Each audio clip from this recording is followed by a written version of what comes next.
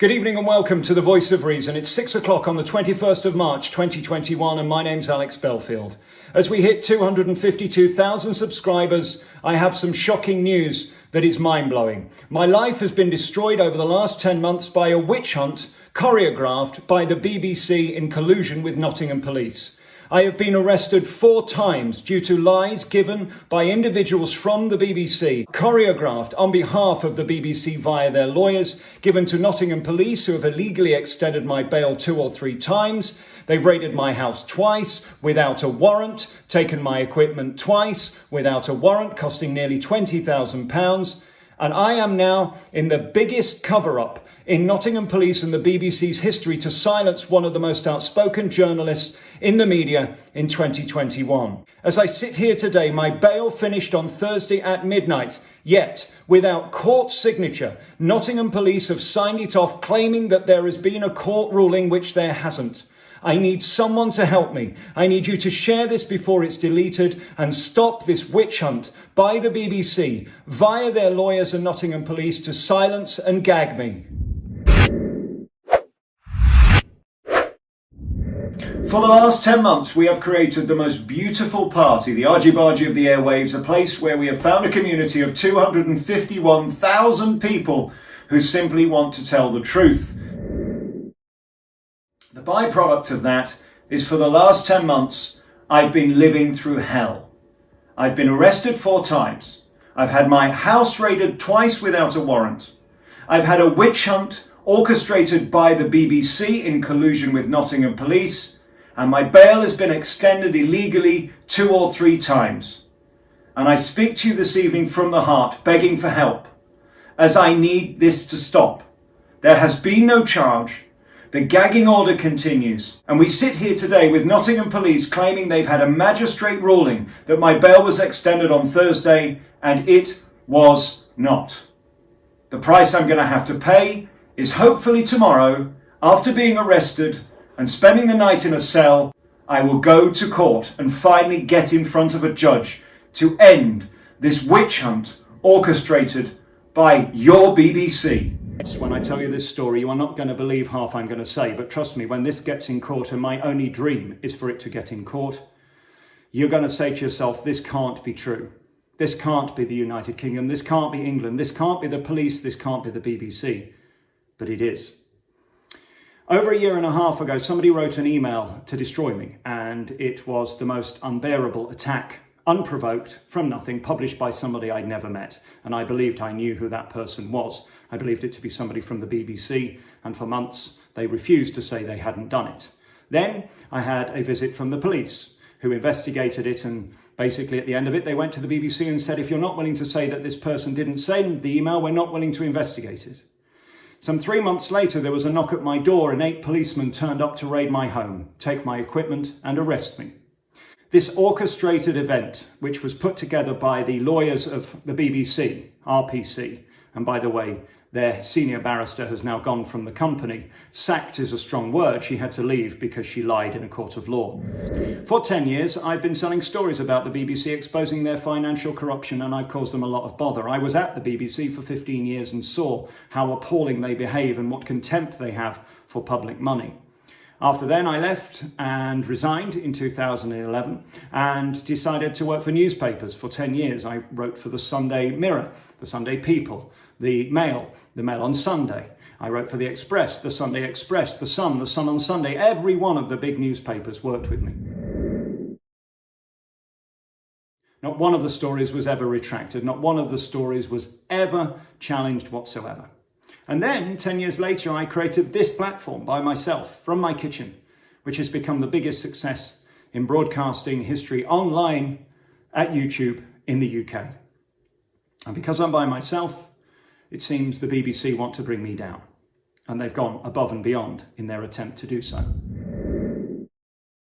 And all of this was conducted by Mansfield Police Station under the watch of DC Percival, a detective constable, who admitted to me in our first police interview on tape, which we will get eventually and release, that she doesn't understand anything about YouTube, Twitter, the internet, broadcasting, the media, or indeed words. She apologised on many occasions for not knowing the words I used that she was offended by, and she told me she found me disgusting. And she went on over the last 10 months to arrest me 4 times, unlawfully in our view, and we will sue Nottingham Police. And just to let you know, Priti Patel and the Home Office is already aware of my case. And thank you to so many powerful, important and rich people who have been able to support me through this, to financially get through it, to psychologically get through it, and also to enable me to keep sane through the most insane period of my life. You have no idea how disturbing it is as a man who has never had any police interaction whatsoever prior to Nottingham Police coming on behalf of the BBC. To think your BBC have gone above and beyond to silence me, to get me off air, and a national broadcaster who works for them has tried to sabotage this channel twice by putting in 17 different requests to have videos taken down, knowing that you only need 3 to be successful and the whole channel is gone. That's what we're dealing with. We now know that the person who I believe to have written the email to destroy my life and career unprovoked did write it. He's admitted that to the police. He says he did it because I was stalking the person who published it. Yet the person who published it has confirmed in police interview that I'd never contacted him prior to that email being published. So therefore it was a complete lie. It was a sabotage. It was an unprovoked attack to destroy me, born out of bitter jealousy, in my view. And all of this after I was trying to sue the BBC. They arrested me for fraud. That's never been mentioned since, because 100% of that money was still in the account and has since gone to my legal team, led by Henry Branman, civilly, and Trevor Francis at Blackford's, criminally. Had it have not been for the support of you, there is no way I'd be alive today. Every time a car pulls up outside my house, I wonder if it's going to be them again. And they returned again in January to arrest me and raid the house, and still found nothing, and took away my equipment again. That's why I was off air for 4 days on the 12th of January. But DC Percival lied there too. She said she came to arrest me. She didn't. She didn't start her shift till 4 hours afterwards, yet she told Nottingham Magistrates Court that she arrested me at my home address. That's a lie. That didn't happen. Same way that yesterday when my bail ended, she says a magistrate ruled that my bail had been extended, but there has been no court case. Nothing. Yet she says it was extended by a magistrate. This woman is a liar. And this woman is obsessed and harassing me. She even text messaged me last Thursday to say, I'm going to take you to court. Text message me. Don't believe me? Here's the text.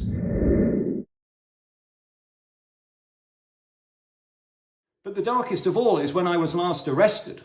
I was sat in the custody suite at Mansfield Police Station and I saw the worst racist attack I've ever seen in my life. And I've put in a formal complaint, and now 8 officers are being investigated.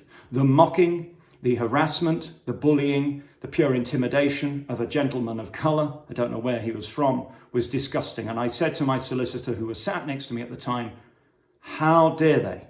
She said, that's nothing. Now, I'm making this video today because it's an opportunity after my bail ended, although she claims it hasn't, DC Percival. Because once it's out there, I expect to be arrested again, and I hope to be in front of a judge tomorrow, and I beg all of the press to come to that hearing when I am taken in front of a judge for breach of bail that doesn't exist. In fact, why doesn't it exist? Because it's already been rejected by a court in January. He rejected the extension of bail because of unreliable evidence from Nottingham Police. And alas, DC Percival has tried to get me silenced and gagged 4 times in a magistrate court, and 4 times it has been thrown out. Now, why has this happened? This is where it gets tricky. Apparently, people who are on legal aid aren't allowed to challenge bail. So I have the question for you now. How many more people are sat on bail who shouldn't be on bail? And how many people are sat in prison because of DC Percival, who lies to courts? A couple of the more insane accusations is from a woman who was banned from my programme for bullying me. Yes, she had to apologise to me 3 times. This woman claims she's got shutters on her windows because she's so in fear of her life because of me, but doesn't claim I've gone anywhere near her. None of the people who have made the accusations from the BBC have claimed I've gone anywhere near them. Another one is that I'm transphobic, apparently, because I called a trans person big man. Well, indeed, when we asked for the document, it was dated 2 years before this BBC person came out as a trans person. Therefore, to call them big man was in fact correct, as they were still penis intactus. I don't think that's a hate crime or indeed transphobic. You decide. They've given FOI documents that are not true. They are different to the ones I was sent. They've falsified evidence. Yet I've given them the original document. In fact, I haven't given them. They took my laptop, which it was on, and I told them where to find it, and they just very conveniently choose not to look at it. I want to thank Andrew Bridgen MP, who has been incredible. I want to thank all of my friends who have saved my life over the last 10 months. Without their sanity, their support, their unbelievable solidarity, I wouldn't have made it. And I've had to do all this whilst pretending to you that I'm having the time of my life. And you know why? Because DC Percival, on police tape in front of my solicitor, said if I mentioned anything about being arrested, I would be arrested and thrown in jail. She said that on tape. Thank God for the custody sergeant, who was smart enough to realise that preventing me from talking about the BBC was unlawful, and he overruled her. He could not enforce her wish to have me banned from talking about the BBC. Who asked her to do that? How would you feel? I'm a man who is not to everyone's taste. I'm a man with a big gob. I'm a man who has the #1 platform in the UK. And by the way, when this all started, I hadn't. I wonder if they now regret it. Because I beg of you to share, to share, to share. We must get this out because it's going to be deleted. Trust me. They're going to do everything they can to silence this video. Copy it, repeat it, Facebook it, Twitter it. Please get it to your MP. I beg you to send it to Priti Patel. I beg you to send it to every newspaper editor. Because I need help. I am caught in the biggest shitstorm of my life through lies, deceit, and a witch hunt, being the biggest whistleblower of the BBC, and they want me dead. Be under no delusions. These people want me silenced, off air, and gone at any cost. That's national broadcasters, regional managers, national managers, local presenters, and friends of friends. But the problem with lies is they all come out in the end. And the reason I haven't been charged is every single lie so far has been debunked. Every single lie has been exposed. Yet, DC Percival won't give in, and she's unlawfully pretending I'm still on bail. And the reason that they're going to be so shocked by this is because she's fucked up. I am not on bail. And I beg of the judge I see tomorrow after being arrested to simply look at the details. Application to extend bail rejected in January. She lied, saying that the magistrate had extended it. They had not. And as you can see there, Mansfield Police Station believe they're more powerful than a magistrate and can overcome a judge.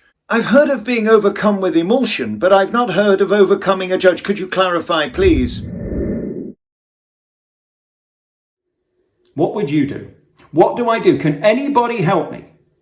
Has anybody been in this situation? Are you on 4 times signed off bail? I've never heard of this. There are mass murderers who have never been arrested 4 times, raided twice. This is a witch hunt. This is a setup. I don't know whether people are being paid or they're corrupt or stupid. And by the way, one of the bail terms is that I can't contact anyone at the BBC. Who would I want to contact at the BBC? FOI. Why do I want to connect to FOI? Because they're the ones who give me the stories. They have prevented my journalism and they know exactly what they wanted to do. And as if all of this isn't crazy enough, the same national broadcaster who tried to sabotage this YouTube channel twice decided to hire a private investigator. How do I know? Because I DM'd him and he was stupid enough to reply and confirm it. And indeed, this same PI is so clever, he decided to spend the last 12 months going to very famous and powerful people, telling them that I shouldn't have anything to do with them because I'm under investigation for some very serious criminal charges. Good luck with that in the defamation and libel court, both the person who hired you and you, because we've got the screen grabs. Well, we've had 5 NDA requests. Yes, 5 letters from this person's lawyer in the last few weeks demanding an NDA, a non-disclosure agreement to gag me and keep me silent. No, it's okay. I'll have my day in court if that's okay. I'll name and shame you and provide all of the evidence, written evidence, and let a judge decide who he thinks is the good guy and the bad guy, who he thinks is the one that started a witch hunt, and who he believes or she believes is telling the truth. because the truth always outs in the end. Remember, this is how it works. I'm not being tricky. I'm not being sly. You have to have evidence to get a charge. And the fact that I've not got a charge is because there is no evidence. Be under no delusions. This woman's desperate to charge me. But here's the next problem. I want her to charge me because then we get full disclosure. Lie's always out in the end. You think you're clever. Well, now let's get in front of a judge. Come on, let's go. Let's get in front of a judge. And if he wants to deem me guilty, fine. We have put over £55,000 on account to fight this already. But what does it say about our legal system? If I were on legal aid, I'd be fucked right now. Why? Because legal aid does not allow you to challenge illegal bail. How many others are sat there on bail that the corrupt police just sign off documents to gag you and keep you quiet? This is the national scandal bigger than my own. And for avoidance of doubt, she has admitted to the magistrate that there were 2 errors with bail already, and the lawyers at Nottingham Police refused to say that they have actually done the right thing with bail. In fact, they're so confused after 2 weeks they still haven't come back with a full and final categorical answer in defence of DC Percival or those who signed off these 462,000 forms that really should have only been 4. I am a journalist who has exposed crooks for decades, and I will continue to do so. If you want to be up to shenanigans, wasting public money, abusing the system, or indeed having your wife and daughter sell their bodies and then claim I'm somehow blackmailing you, we'll have our day in court. Then it can be public domain. And of course, the biggest scandal of all of this is the cost to the public. How much has all this cost? The time wasted, the criminals that have got away because she's obsessed over me, finding me guilty regardless of endless amounts of evidence proving my innocence that she refused to accept. Why? Because she wants to work in collusion with the BBC, because she was so overwhelmed when she saw that headed paper, BBC, they would never lie. Trust me, they will. I've worked with Nicola Kane and BBC Legal and at the BBC for 15 years. They will definitely do anything they can. They're Teflon. They'll do anything to save their souls.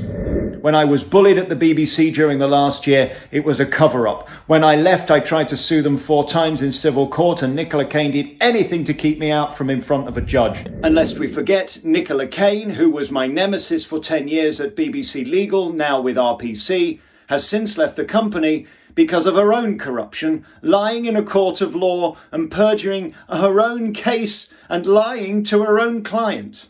Not my words, the words of a judge.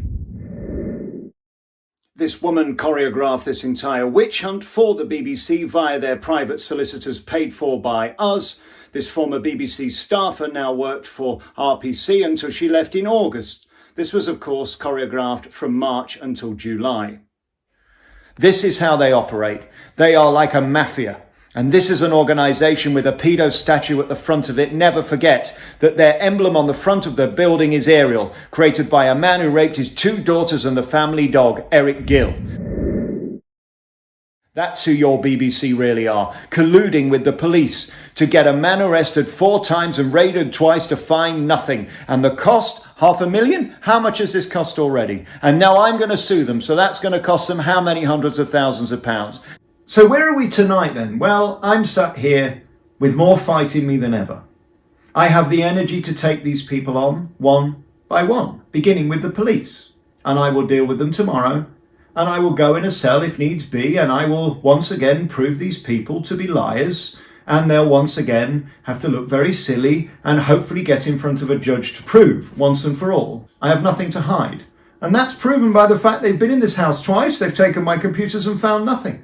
Nothing to hide. No charge. But you know, the reason I'm sat here tonight is not because of anybody other than you and your belief in me. When I started this channel, we had no following. We had 15 viewers. We had 80,000 last Sunday. Watch that program. And in the beginning, I told the story of what happened before these arrests. And you donated money on trust, believing in me. And thank you, because despite the fact I've not been able to sue them yet because the police have prevented it, we will. And again, that money you gave in January was given in true belief of my innocence and knowing who I am. I have nothing to hide. I'm probably the most transparent guy on earth. And again, they can come back 4, 5, 6 times if they want. They won't find anything because there's nothing to find. I wonder how many of my accusers can say the same. I wonder how many people in the police can say the same. Bearing in mind this week, we've had a guy from the police who has beat up his girlfriend. We've had a police officer in the Isle of Wight who was sacked for wanking on the job in his uniform on WhatsApp on duty, and we've had a Met police officer charged with the murder of a woman in a forest. And it's as if the police have got nothing better to do than to hound me into an early grave. And you know that's what they wanted. I had a call from a very famous star who said, "Are you okay?" I said, "What do you mean? I'm always okay." They said, No. This pressure they're putting on you is to send you over the edge, because the best way to deal with you now is that you kill yourself, because that way the problem's wiped out. And they're putting so much pressure on you that most people would not be able to cope. Can you believe that's how dark this has become? But I'm still here. And to their annoyance, I'm more tenacious than ever, and I have more fight in me to get justice, prove my innocence, and get these people in a court of law. But my first port of call is the police. What they have done to me, I will never, ever forgive them.